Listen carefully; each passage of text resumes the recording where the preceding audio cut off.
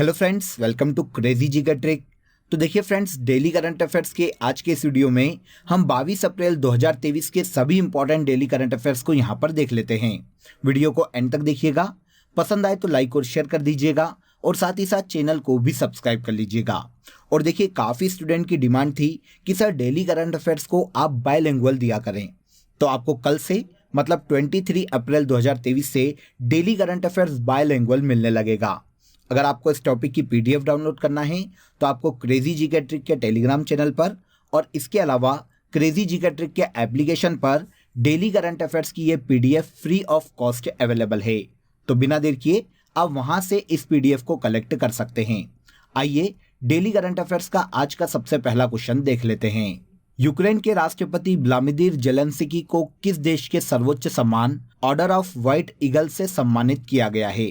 तो देखिए, पहला फैक्ट तो आप ये कलेक्ट कीजिए कि order of white eagle Poland देश का सर्वोच्च सम्मान है, जो कि हाल ही में यूक्रेन के राष्ट्रपति व्लादिमीर जेलेंस्की को दिया गया है।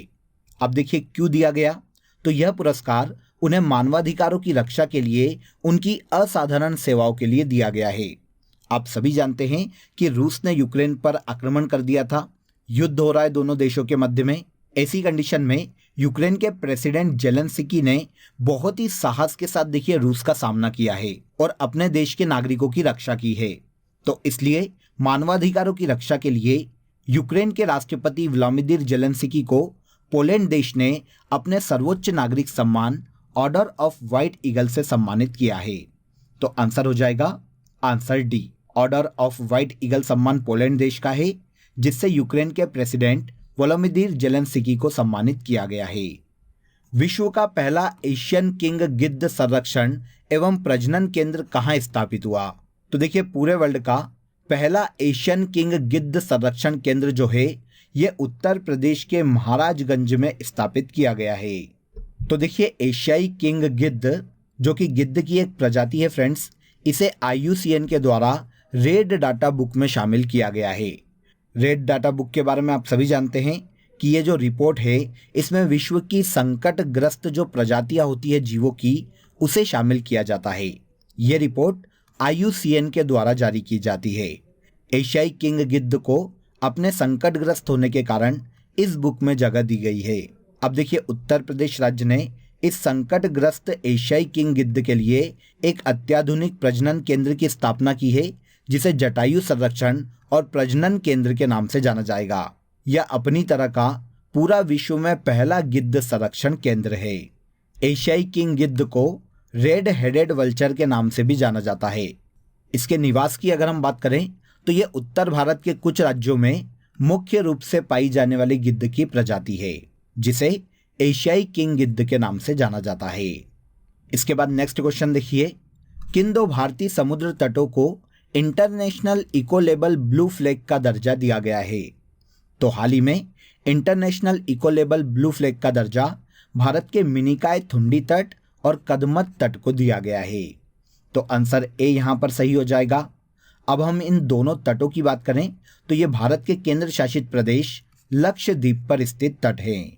हाल ही में इंटरनेशनल संस्था फाउंडेशन फॉर एनवायरमेंटल एजुकेशन के द्वारा इन्हें ब्लू बीच की सूची में जोड़ा गया है और इसी के साथ भारत में ऐसे बीच जिन्हें ब्लू फ्लैग का दर्जा दिया गया है, ऐसे तटों की संख्या 12 हो गई है।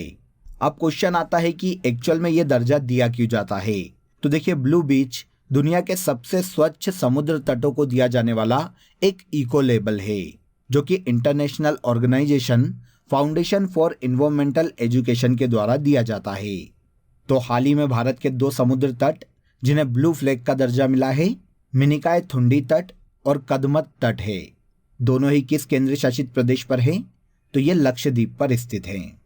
अब देखिए, 12 समुद्र तटों में से आपको 2 तो पता चल गए जिन्हें ब्लू फ्लैग का दर्जा है। इसके अलावा यहाँ पर मैंने आपको 10 समुद्र तटों की लिस्ट दे दी है जिसे ब्लू फ्लैग का दर्जा पहले दिया जा चुका है। एक बार आप देख लीजिएगा, ये भी इंपॉर्टेंट है और एग्जाम में पूछे जा सकते हैं। ब्लू फ्लैग का दर्जा भारत के 12 समुद्री तटों को प्राप्त है। अगले क्वेश्चन पर आते हैं। भारत ने सौर तूफान का पूर्वानुमान लगाने के लिए AI कंप्यूटर मॉडल विकसित करने के लिए किस एजेंसी के साथ साझेदारी की है? तो देखिए हाल ही में भारत ने सौर तूफान का पूर्वानुमान लगाने के लिए एआई कंप्यूटर मॉडल विकसित करने के लिए नासा के साथ हाथ मिलाया है। अब क्वेश्चन आता है कि इसका फायदा क्या होने वाला है। तो देखिए जब ये एआई कंप्यूटर मॉडल विकसित हो जाएगा तो भारत में जो भी मौसमी गतिविधियां होती है या फिर मौसम की तरफ से जो भी खतरनाक प्रॉब्लम्स आती हैं उनका निराकरण करने में भारत को बहुत ही मदद मिलने वाली है। और पहले से ही अगर कोई भी नेचुरल डिजास्टर आता है तो उससे भी भारत इजीली निपट पाएगा और पहले से ही भारत को इन मौसमी गतिविधियों की जानकारी मिल जाएगी। तो इसके लिए भारत ने नासा के साथ हाथ मिला लिया है ताकि दोनों मिलकर एक एआई कंप्यूटर मॉडल विकसित कर सकें।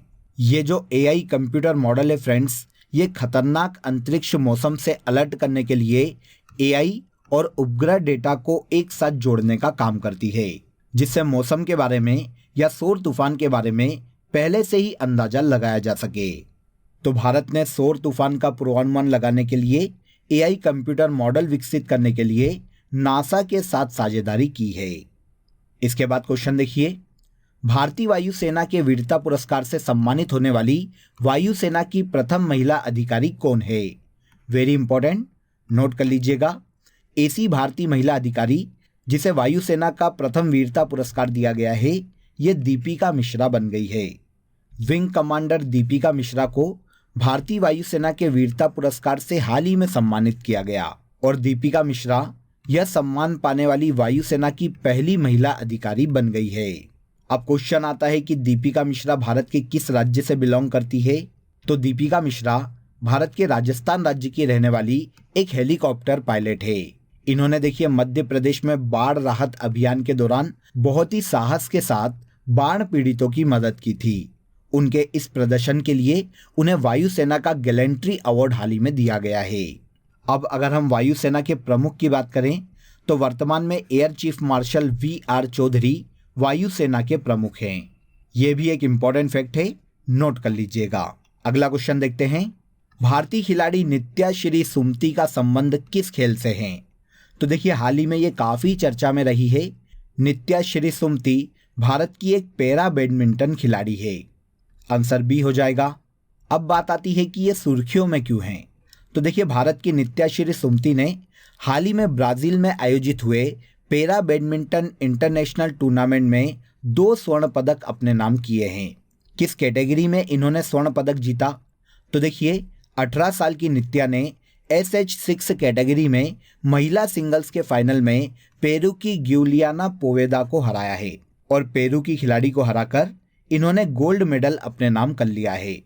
और SH6 कैटेगरी में ही मिक्स डबल्स में भी इन्होंने गोल्ड मेडल अपने नाम किया है। इस तरह से Brazil para badminton international tournament में नित्या श्री सुमति ने 2 गोल्ड मेडल अपने नाम किए हैं। इसके बाद देखिए अगर हम SH6 कैटेगरी की बात करें तो ये पैरा बैडमिंटन में एक कैटेगरी है फ्रेंड्स, जिसमें छोटे कद के विकार वाले प्रतियोगी भाग लेते हैं। इसे कहा जाता है SH6 कैटेगरी। इस कैटेगरी में भारत की नित्या श्री सुमति ने 2 गोल्ड मेडल अपने नाम किए हैं। इस क्वेश्चन को नोट कर लीजिएगा, स्पेशली काफी इंपॉर्टेंट क्वेश्चन है। क्वेश्चन देखिए, वित्त वर्ष 2022-23 में भारत का सबसे बड़ा व्यापारिक भागीदार वाला देश कौन है? तो देखिए एक बार फिर से 2022-23 के लिए भारत का सबसे बड़ा व्यापारिक भागीदार बन गया है अमेरिका। अमेरिका बीते वर्ष 2022-23 में भारत का सबसे बड़ा व्यापारिक साझेदार है। दोनों देशों के मध्य में देखिए 2022-23 में लगभग 128 अरब डॉलर का व्यापार हुआ है और इसी के साथ अमेरिका 2022-23 के लिए भारत का सबसे बड़ा व्यापारिक साझेदार बन गया है। इसके पहले देखिए 2021-22 का जो वित्त वर्ष था उसमें भारत और अमेरिका के मध्य का जो व्यापार था वो 119 अरब डॉलर के समथिंग था और इस साल भी अमेरिका ही भारत का सबसे बड़ा व्यापारिक भागीदार था। दूसरे नंबर पर इस श्रेणी में चीन का नाम आता है।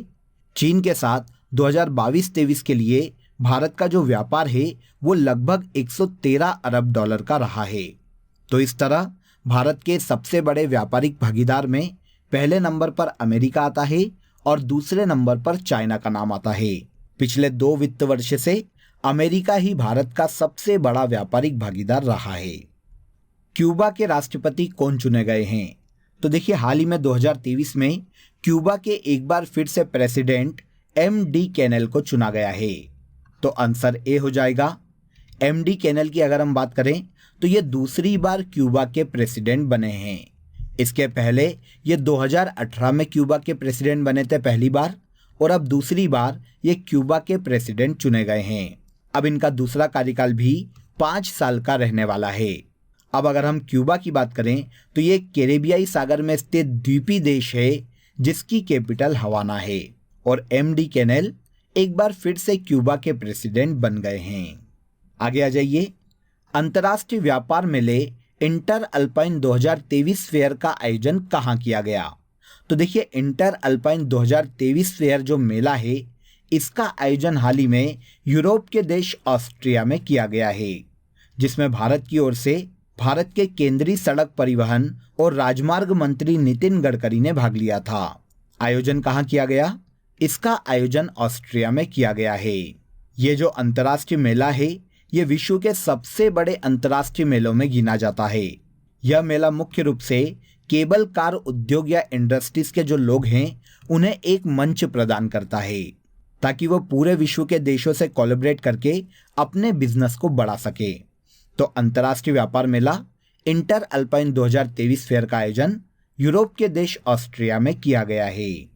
इसके बाद देखिए, करंट अफेयर्स का आज का हमारा लास्ट क्वेश्चन है, भारत का कौन सा शहर डिजिटल भुगतान लेन देन में शीर्ष स्थान पर है? तो डिजिटल भुगतान लेन देन के मामले में शीर्ष स्थान पर बेंगलुरु शहर को रखा गया है।